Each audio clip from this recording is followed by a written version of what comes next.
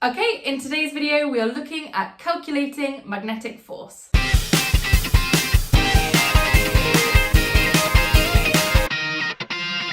So, in the previous video we used Fleming's left-hand rule to find the direction of the force acting on a current carrying conductor in a magnetic field. So I know that all of you will have two burning questions right now. What about the size of the force? And when do I get to use an equation again? I got you. We have our equation for the magnetic force. F equals BIL, or BIL.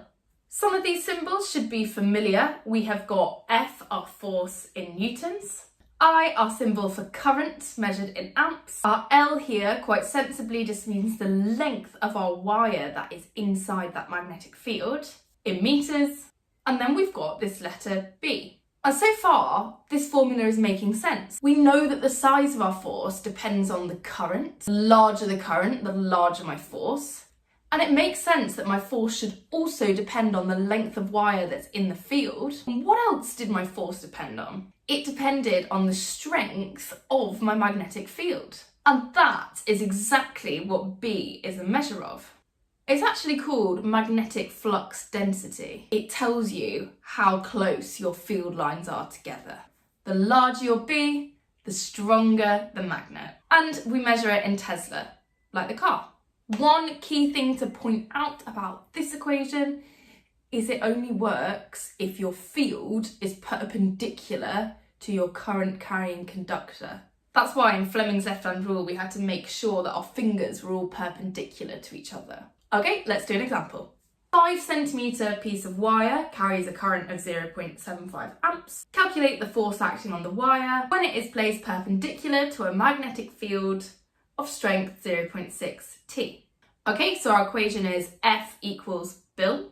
So my B here is 0.6, my I here is 0.75, and my L is, well, it's in centimetres, so it needs to convert it into metres, and that is 0.05 metres. F equals B times I times L, 0.6 times 0.75 times 0.05 gives me 0.0225 newtons. Okay, and what about this question here? This time I have my wire of length 10 centimetres and a current of 3 amps, which when placed perpendicular to this magnetic field experiences a force of 0.12 newtons. So this time I need to calculate my magnetic flux density. Since F is equal to B times I times L, if I divide both sides by I times L, I get that B is equal to F divided by I times L.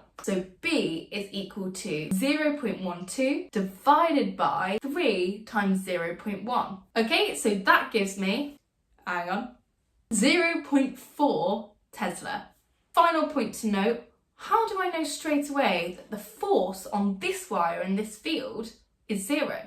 It's because my F equals B times I times L is only valid when my conductor is perpendicular to my field. Since these two are parallel, the force on this wire will be 0. Okay, hope you found that helpful. Please do like and subscribe. Download the notes for all of those worked examples. Thanks for watching.